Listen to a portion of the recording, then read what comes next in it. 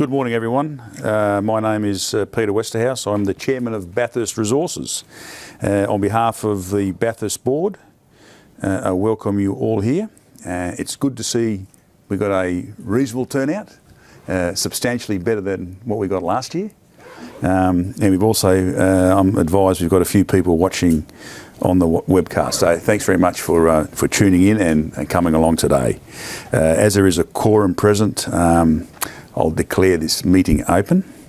Introducing people that are here with me today in an official capacity. There's a fellow director and executive director, Richard Takon, fellow directors Francois Tumahai and Russell Middleton, and Company Secretary Larissa Brown. Francois, can you make a few welcoming statements, please? Kia ora koutou, nā mi mahana ki a koutou, tuatahi nā mihi ki te rongorawa, anana nei nā mia katoa, e nā mate ko wehe ki te pō haere atu rā, tonga mate ki tonga mate, te honga ora ki tonga ora, tēnā koutou, tēnā rā koutou katoa. So I just leave them to my one now, in terms of, no, we'll start there? Right. Buzz on that when we need to do that. So, we also have, thank you very much for that. We also have Victor Zurich, who is representing our auditors from KPMG. Is that correct? Peter Taylor. Yeah. Why does it say Victor Zurich here? Yeah. He came last year. Okay. So Peter, sorry. So it's Peter Taylor. Yeah.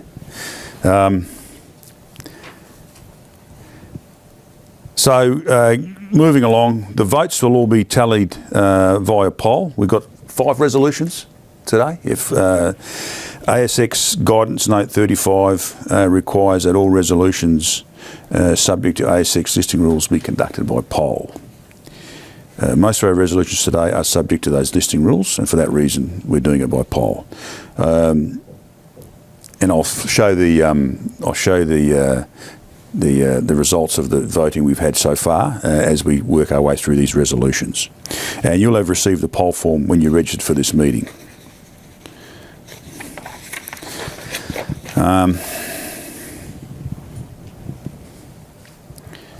So poll forms will be collected and will be given, we will provide an update this afternoon after the meeting, and they'll be posted to the ASX. We haven't received any questions from shareholders in advance of this meeting, is that correct? Yeah, so strongly encourage you to ask any questions that you have, whether they be for directors or for our auditors.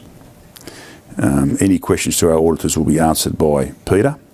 We will provide a summary Q&A on our website on the AGM page after this meeting has ended. We will now proceed to the formal part of the meeting to consider the resolutions put forward to shareholders, and at the end of that, Richard Takon, the CEO, will make a presentation in giving us a more detailed update on the company's progress. And after that, we'll provide the total indicative poll results. So we'll move to the formal part of the meeting. The business of today's meeting is outlined in the notice of annual general meeting, which was sent to shareholders earlier and is also available on our website. Please note that any discretionary proxy votes which we received as chairman will be voted in favour of all resolutions.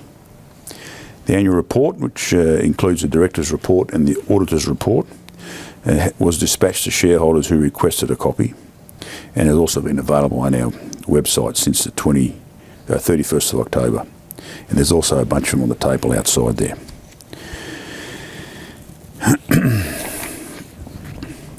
The annual report, as I said, includes the director's report and auditor's report for the period ending the 30th of June 2024.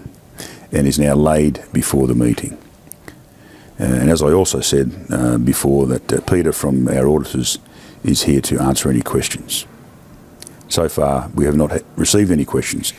If anyone has any questions for the auditors now, please ask that now. If there are no questions, we will proceed to consider the resolutions on today's agenda. So Resolution 1 is the re-election of Mr. Francois Tumahai as Director. So slide shows the proxy summary.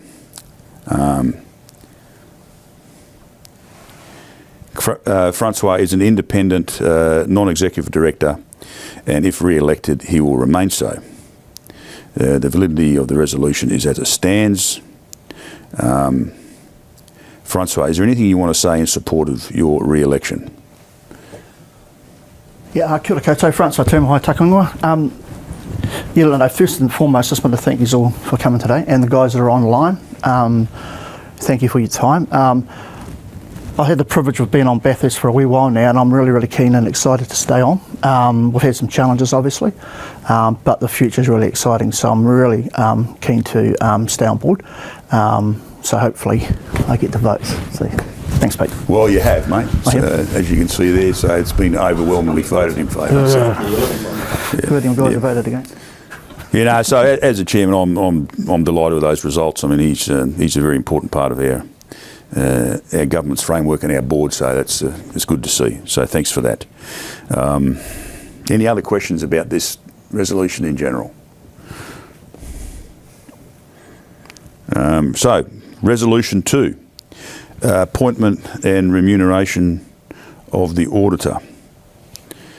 This order of business is a standing item and allows the board to appoint and remunerate KPMG.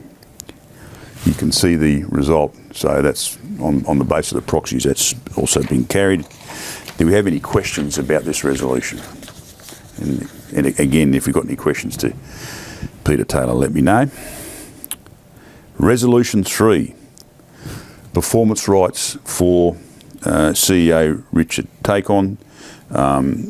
These are conventional items that are typical for public companies such as ours, and we refresh these from time to time. So this resolution relates to the issue of performance rights to Richard. These have a service period of 3 years from the date of this AGM, and are subject to the company achieving a rating or a performance achievement of 10 to 15% of total shareholder returns annual growth. We haven't received any questions up until this point. Does anybody want to raise any questions about that now, about this resolution? So please vote for this item of business if you haven't already.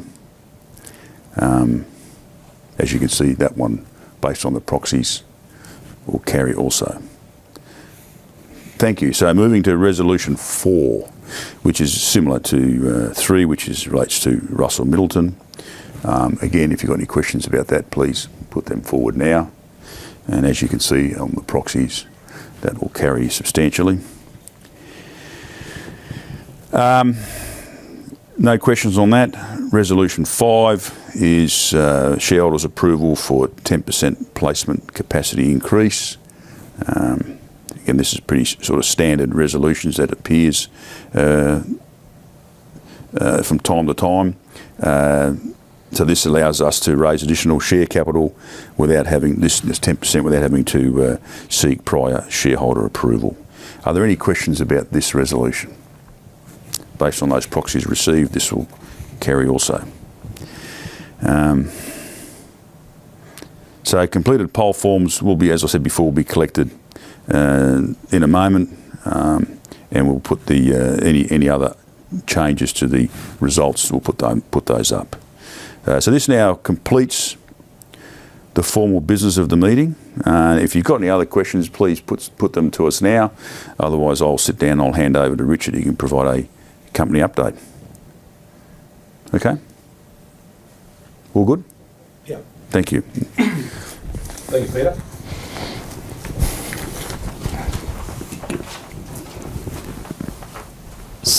Thanks very much for everyone for tuning. I'm Richard Take-On, CEO of Bathurst Resources. I think, again, it's nice to see some faces in the room, and also thanks to the people that have come online. It's a really exciting time for Bathurst, and I've probably been saying that for the last couple of years, but we've got a number of projects that we're bringing forward. We are still generating cash. We've got some struggles within that business, so I'll take you through some of those as we go through. But where we are now compared to where we were 2 years ago in terms of the political sphere is chalk and cheese. You know, we've got a government now that's listening to us. We've got a government that actually values the input that we put into our particular regional areas, and I think, you know, we're starting to see that with some of the legislation, both unwinding some of the less than helpful legislation that was put in place by the last regime, but more importantly, looking ahead and wanting to actually grow the input of minerals into New Zealand's economy from around $1 billion now to $2 billion by the end of their term. This is what the audacious goal they've set themselves, and obviously we're an important part of the first part of that in terms of, you know, we're already sitting there as an important part of that $1 billion underpinning, but also then continue that on for the next 15, 20 years. Standard disclosures. I'd encourage you to actually buy shares based on what we're going to tell you today rather than not, and any of the resource and reserves are covered by our recent announcements around the annual release of our resource and reserve compilation. As we stand today, we have got a enterprise value of about $10 million Australian. So we've got a market cap of 140 million. We've got about 140 million Kiwi sitting in the consolidated cash between BRL and BT Mining, and really not a lot has changed in terms of our overall shareholder demographic. We've got still around about 50% sitting in Singapore or other Asian areas. We've actually had an increase in the amount of shareholding in New Zealand over the last 12 months, which is interesting, but it's still pretty much a retail dominated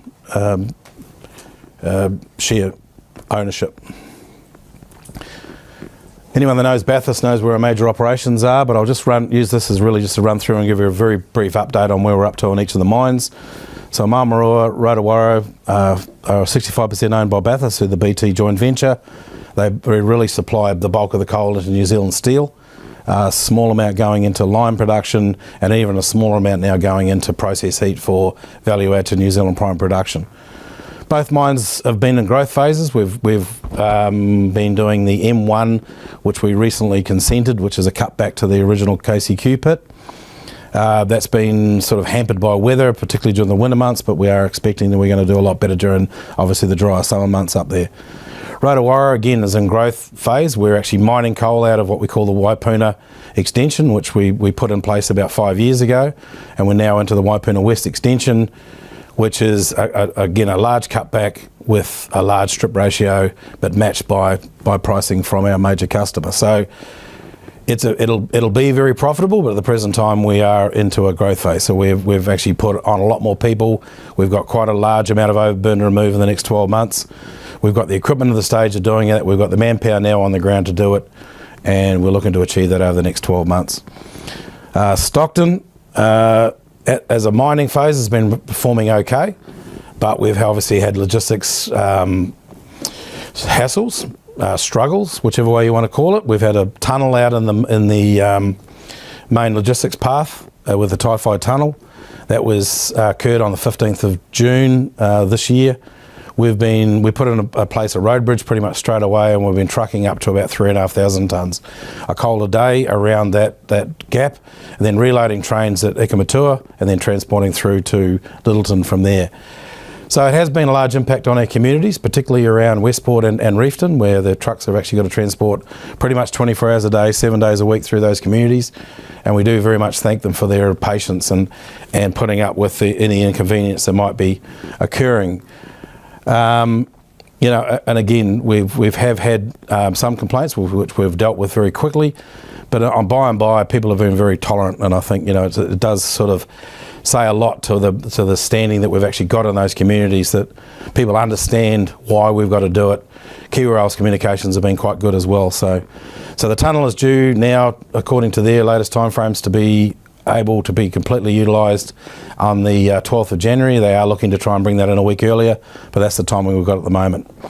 And then Takatimu, 100% owned by Bathurst, is performing very well. Unfortunately, you know, it's feeding into a market that is shrinking. You know, people are, for various reasons, moving away from the use of coal. Some of it part of decarbonisation, some of it's part of they're just moving their business to elsewhere or closing down. So we've got a reserve base there that'll take us through to about 27.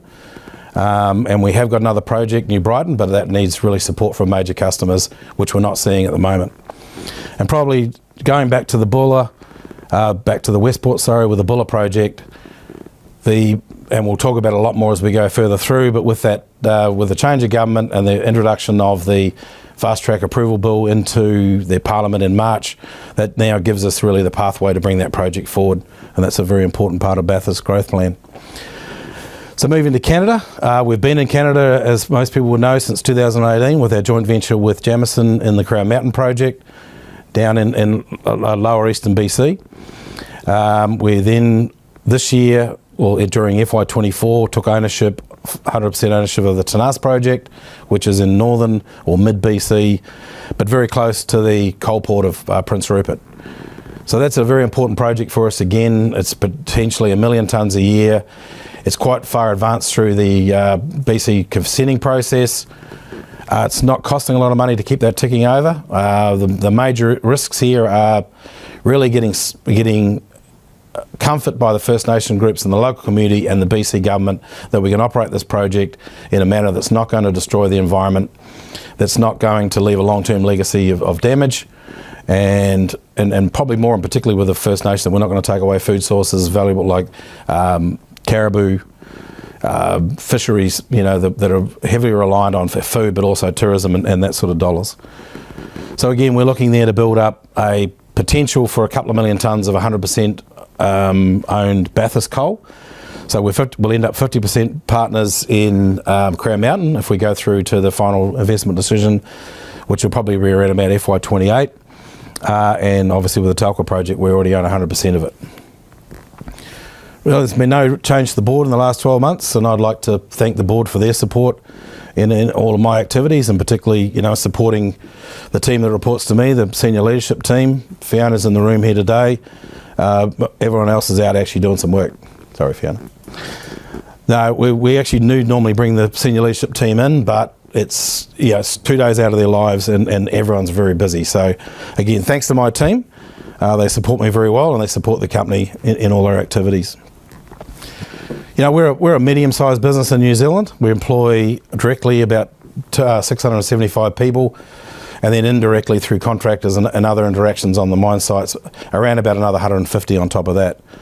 And particularly in terms of the monies that paid to wages, we are operating in regional centres, West Coast, Southland, middle of the North Island, and in a lot of these areas we are the major employer in those regional centres. So, again, those they might seem like a small number of jobs compared to the whole of New Zealand, but they are very important to those regional economies.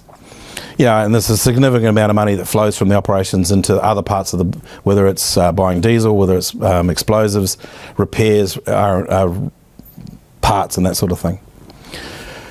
So just looking at a very quick snapshot of FY24, as I said, we've got about 140 million consolidated cash. We've got zero debt on the balance sheet apart from some yellow goods, lease finance.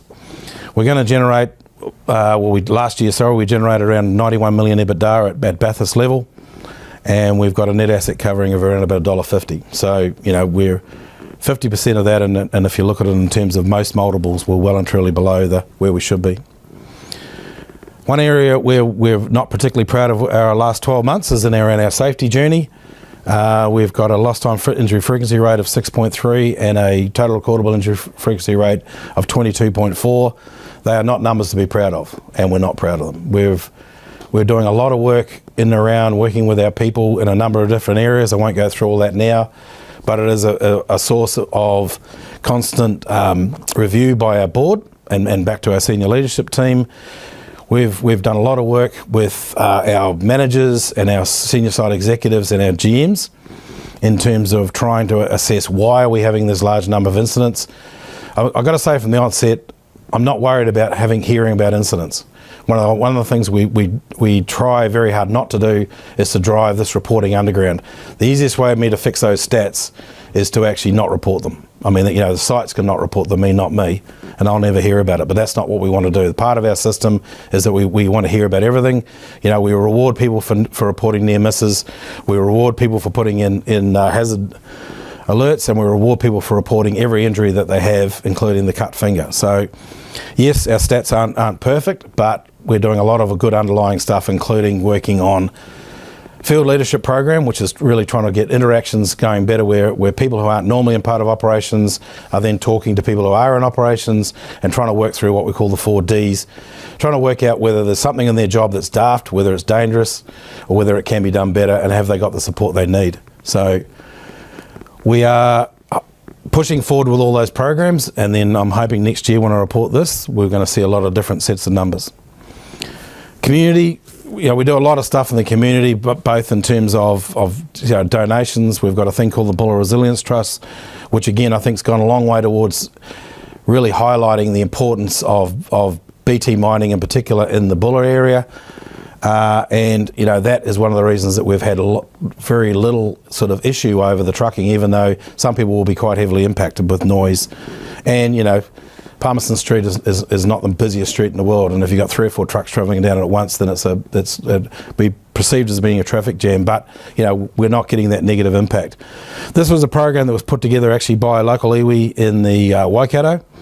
It was around trying to get young guys in particular who were at the age where they should have been going into apprenticeships or whatever else, but for whatever reason hadn't had the opportunity. So they put up and they introduced basically the young people to the employer, and then set up a support mechanism for them.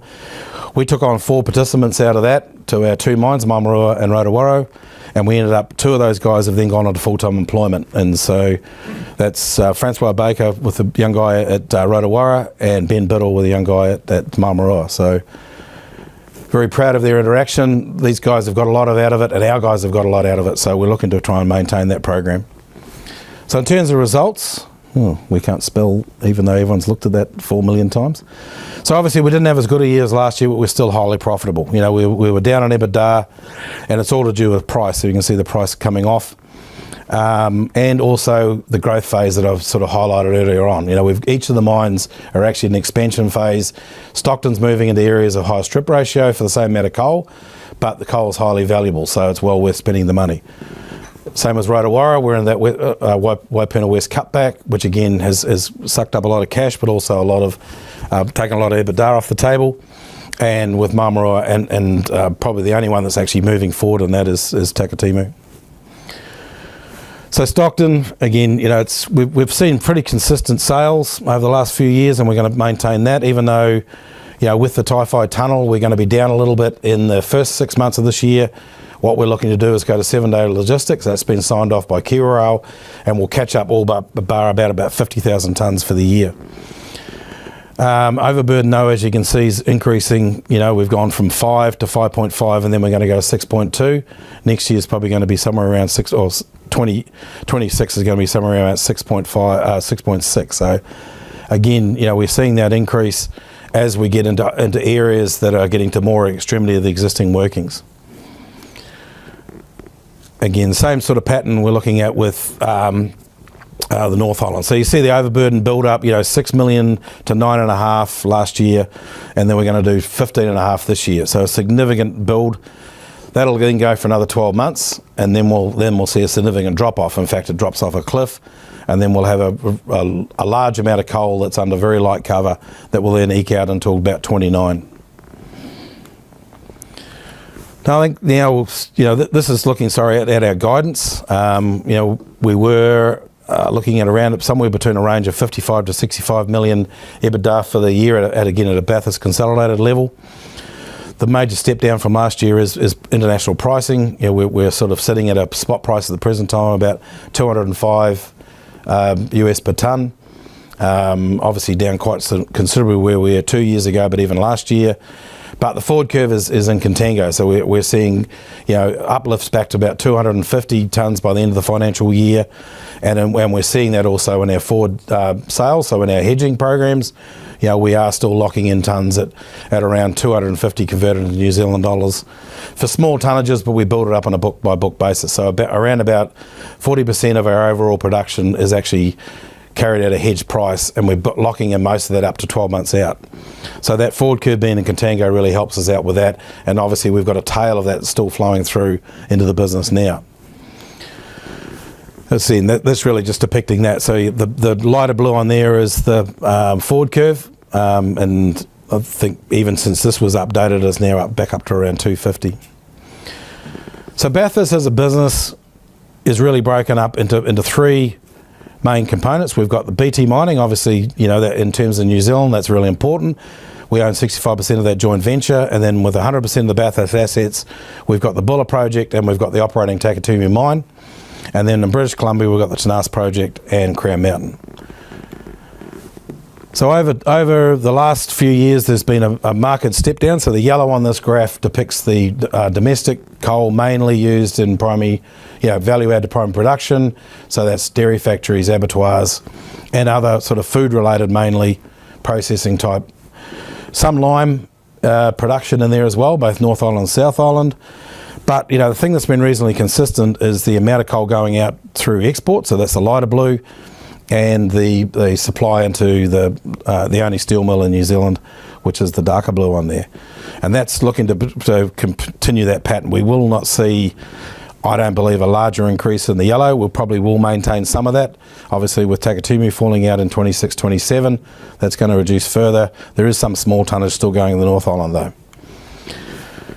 So looking ahead with projects, and then going back to my sort of statement at the start, the fast track approval bill basically allows us to unlock, as in a one-stop shop process, all of the Buller and potentially the North Island Rotowaro asset to try and do what we're going to do through the fast track through a conventional RMA process would be death by 1,000 cuts. And it's not just the RMA part of it, it's the dock access part, it's the wildlife permits and any heritage orders and things like that. The idea of the fast track is that we can put in one application. That'll be considered by the panel with consultation with the major regulators. So in our case, that'll be the local regional councils, district council, regional council, Department of Conservation, Heritage, and Department of Conservation again with wildlife permits.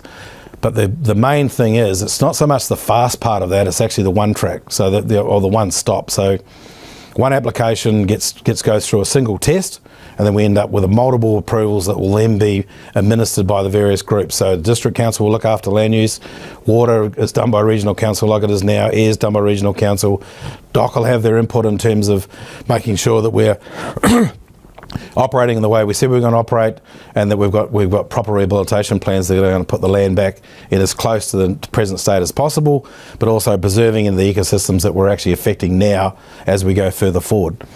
So with the Buller project, that's where that fits exactly. So we are looking to do a number of things with the one application. Obviously Stockton is covered, bulk of it now, by a coal mining licence. So that coal mining licence expires in March 27, and we need to undo that bundle of rights, which is what the coal mining licence is.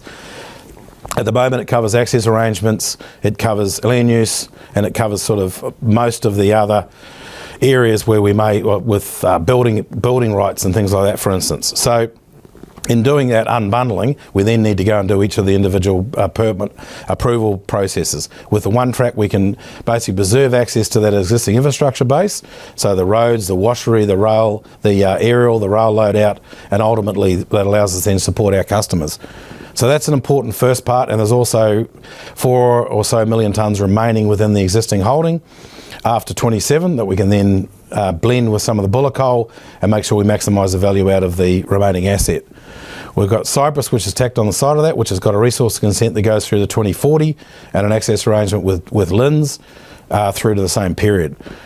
So we then bolt the Buller project onto it as an additional source of coal going into that existing market, and that then allows us really then to maximise the value out of the BT mining proportion while also bringing in progressively coal out of the Buller project.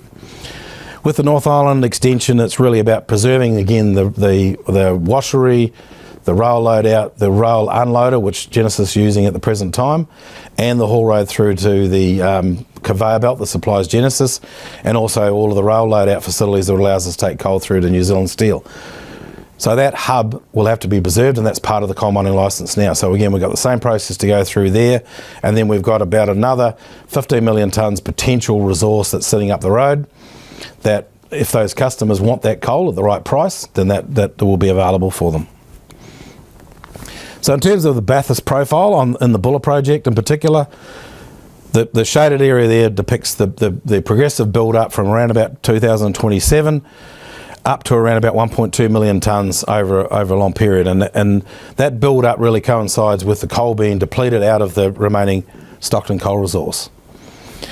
And it's all enabled by the fast-track bill. I think I've already covered that. So the bill was introduced into Parliament in March, had its first reading. It went in a select committee process. It was supposed to come out of there at the end of May. It actually didn't come out until the end of October. So it's had a lot of consultation. There's been a lot of change made to the Act. And now it's come out to have the second reading. So now it's gone back into the main committee, which is the Parliament. There is some modifications that have been sort of worked through with various government departments, and they are looking to try and enact that either late this year or early next year. So that's the best timing that I've got. And again, the critical part of it is not so much the fast in the name, it's the one-stop shop that actually gives its true value for us. So with the Buller project, the lighter blue areas on the northern part of that plan, so the top of the plan, are remaining coal within the Stockton CML and coal mining and the mining permit areas, and then the pink areas to the south and in the middle there are actually remaining coal within the Buller project. So, and there's some light grey there as well, which is the coal that sits outside of the escarpment project, which is actually fully consented, and that is the sort of project there we're looking at. And then the yellow on the Wrigley lines are the haul road connections that then allow us to bring that coal into the infrastructure and then ultimately to the market. So they're just as really important as the mining areas, particularly linking the Denniston, which is to the south of that picture, up through the yellow, and then joining in with the already constructed haul roads that service the existing mining areas within the Stockton holdings now. And then again, that allows us to get access to the washery, to the aerial, ultimately the rail load out, and then feed that coal combined with Stockton coal into the international market. So we've got a life of mine of about 14 years in the Denniston. We're looking to try and commence production up there in FY27, and the logic there is that we'll have an application ready to go early next year. Hopefully that coincides with a fully implemented Act. We will get an early application in. It'll take us probably until Christmas to get that out, and then obviously there'll be some planning and construction time after that with coal coming out in FY27. So we're looking ultimately around about 12.5 million tonnes of saleable, and we're still working on that very much as today. So with the remaining coal within Stockton, so the BT mining proportion, we've got a life of mine that runs out about 7 years.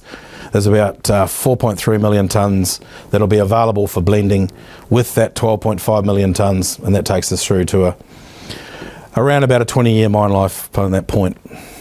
And that's what that looks like. As with the lighter blue on there was that really that depiction that I showed you with the Bathurst coal coming out of Buller, and then the progressive sort of sell down and utilisation of the coal within the existing holdings within Stockton. With the assets in Canada, really the strategy here has been we got it in 2018, we didn't know the jurisdiction, we really didn't know the structural geology of the place, and we didn't know how the coal quality was being presented or how it would be presented. So we sponsored the exploration program, we did an earn-in, we put in about $8 million up front. That got us to around about 10% of the project, and then we continued to sponsor the environmental assessment work, which then got us up to 22%. We're quite comfortable with that carrying capacity. That's about $1 million Canadian a year that costs us to keep that ticking over. That is now going through the first stages of the Environmental Assessment Office process to going towards getting resource consent. We're not aiming that we're going to get out of that process until somewhere around in FY28. So at some point in time, there will be a decision point. We've got the ability to go to 50% by paying 106 Canadian. That 106 Canadian forms the first capital for the project, and it's around about a 350 million Canadian build. It'll produce 2 million tonnes a year, of which we will own 1 million tonnes. With the Tenas project, though, it's quite deliberately a smaller project. It was sized to fit into a a place within the consenting process. If you're less than 1 million tonnes a year, then you don't need federal sign-off. So it really takes out one whole part of the consent process, whereas Crown Mountain goes through provincial and federal. The only aspect that's actually federal is fishery. So the Department of Fishery is actually a federal agency. It's a semi-hard coking coal. There's around 22 million tonnes of resource, and so there's about a 25-year life at just under 1 million tonnes of production. It's 350 kilometres from the closest coal port, which is the closest coal to anywhere in BC. The coal port has got a 20 million tonne capacity, doing about 10 at the moment. There is some developments which are about 1,500 kilometres away from us that are looking to try and increase, but there will always be a place for 1 million tonnes or so, it's been indicated. So we haven't signed up port and rail yet. Obviously the indicators from both of those are they're keen to see us, because we're only a day trip away from the port. So again, most of these other are a 6-day trip from the mine to the port and return with the empty. So, we've got a lot of sort of like interest in that project because of that, and also it's a low strip ratio project, about 3-to-1 strip ratio over the whole project, and the initial start point's pretty much 1-to-1, so a low input cost and a low cost overall driven from that strip ratio. I won't go through all the metrics of this. These are all available, but we are updating the DFS on the Tenas project as we speak. It was done in 2019 last, and obviously costs have changed a lot since then, but also so has the coal price. So it was based on $155 international coal price. Still, very positive NPV. 270 million at that time, but obviously we've seen a major shift in things like parts and diesel and explosives. So part of the process now is to update that DFS, and we'll get that back to the market as soon as we can. And at the moment we are really just working our way through the consent process on both of these. So with Tenas, we've got, apologies for the, oh no, we can see it. So this is the major mining area. The purple line in the middle of the blob there is actually the haul road, which then takes it to the planned loadout area. We own the block of land that'll all sit on, and we've got all the land deals in place for that haul road. The initial mine phase will be up in this area. The dirt from there will then form some entrapment dams, which will, number one, basically make sure that mine affected water is not going off site, but more importantly, any potential acid forming rock will actually be deposited in behind these dam structures and then progressively flooded to stop any oxidation of the materials to perform more acid. So the idea is to lock the material that could form acid away from the air by flooding it or by making it saturated, and then we don't get an acid formed, so then we don't have a long-term treatment plan. Well, we've got a plan, but we don't have to treat long-term. The idea is when we walk away, there'll be the usual 5 years or so of monitoring, and then we hand the site back to the province. This is all forestry block. It was last clear-felled about 25 years ago. There's been some regrowth, but the growth rates here are about 1/10 of what we get in New Zealand, and it's similar species of what we see here, spruces and that sort of thing, and birch. But they're very slow growing. So the closest town is Telkwa, Telkwa up here, and then Smithers is a slightly larger centre with most of the sort of community assets that you'd expect: hospital, two high schools. There's actually quite a base of forestry sort of base workers. Tourism is really only locally based. There is some international travellers coming in or province travellers, but it's mainly servicing what is really required or used by the locals. Forestry is going through a rough period. There's a big mill at Houston, which is about 80 k's away from here, which is just shut, which is 400 employees. So there is a good base of skilled workforce that we can draw on. We're going to need about 150 people, particularly initially. And there is other coal resources within the area. So in terms of where we're up to, the Crown Mountain project is about to go into is in the application development and review phase. That's really the iterative phase. That's where the background work and what your effects are going to be is then tested by each of the regulators, and there's also community interaction at that point, which is either legislated and or set up by the proponent. And also, probably just as importantly, is interaction with the First Nations groups that have got either claim areas over here or have got, you know, traditional hereditary lands. So that process has been long ongoing with Crown Mountain, obviously for us since 2018. It's probably progressing a little bit quicker now, post-COVID. With Tenas though, the Tenas project's actually come out of this phase, out of the iterative phase. We've got a number of requests for information from the EIO and from First Nations, and we're working our way through those. We're looking to have that completed mid-next year.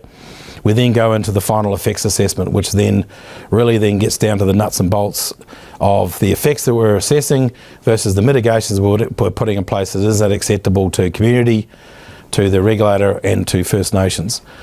So part of that sort of consultation with First Nation, we brought 16 people from the various groups. So there's band chiefs, there's hereditary chiefs, and then there's the Office of the Wet'suwet'en, which is a group that was enacted really to allow the First Nations group in the area to actually have then interaction with the government.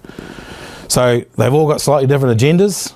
Really the power base sits with hereditary, but then also the bands are very powerful, and if you don't have the sign off from the OW or from the Office of Wet'suwet'en, you've got no project. So it's not a matter of ignoring one, you've got to basically bring them all on the journey. So we brought a mix of people out, we showed them our Canterbury operations, which is in final stage of rehab. We showed them their Stockton mine. We had half a day's interaction with Francois people in with Ngāti Waiwai at the Arahura marae. We were greeted onto the marae, and probably a high risk strategy in some ways, but I think in the end of the day it built a lot of trust, and what it really has done is it opened their eyes to what the possibilities are in doing exactly what Francois has done, and what other groups, particularly in with Tainui and with Ngāi Tahu, what can be achieved with working with business. So I think that was a good step. We've certainly built a lot of trust out of it. We've been back recently, and it's not like meeting that we did when we initially took this project over in the early new year. We're already further down the trust line. Obviously, it's hard to gain and easy to lose, but we are working our way quickly through it. So once we get into the fixed assessment though, that's a fairly locked down process. Then that's about 6 months, and then the final decision's made. So we're aiming to be out of there by the end of FY26. That's the timing or the intention at the present time. So being in construction in 27. And what we're aiming to do is really build this picture. So we've had there's an underlying or underpinning domestic business, assuming that New Zealand Steel continues on at the same rate. There's the coal coming out of the Buller project, which is the darker blue there. There's the coal remaining within the existing BT Holdings, Stockton Mine, Tenas project, and then the Crown Mountain project coming in a little bit later. Building up to, on a 100% basis, so owned by Bathurst, around about 3 million tonnes of coal that's mainly going into steelmaking. Well, by that time it would be 99%. So really to achieve that, again, looking at that sort of table that I put up before across the three main parts of the business, BT Mining is fully funded.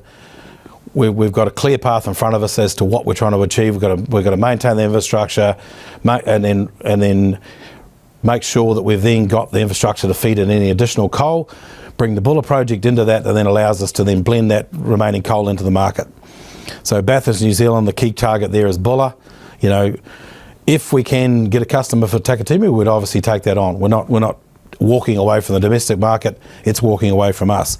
But our major attention is on getting that Buller project to a state where we can put an application in early next year that's going to be sustainable again against the community expectations and expectations of the landholders, mainly Dock and Linz. With Canada, again, it's a matter of prioritising getting through those approval processes. There is no project without an approval, so we're not deliberately doing some of the other precursor work that a decade ago we would be doing feed studies for engineering, for instance. We've done enough engineering to give us rough pricing, plus or minus 25% type stuff at the moment, and we know it's technically feasible, but we haven't dived down into the major, the final stages of engineering, say for a plant or for the road or for the rail load out. And exactly the same with Crown Mountain. Crown Mountain is all about meeting our requirements under the EAO, so the Environmental Assessment Office process, and also with First Nations to make sure we're bringing them along for the ride. So ultimately what we're aiming to do is use that good, strong position we've got now, low debt. You know, we have got large cash balances held up within the joint venture, or held within the joint venture. And we're looking to invest some of that in New Zealand, invest some of that in Canada, and then take basically our shareholders along for the ride through that to then ultimately lead to higher shareholder returns.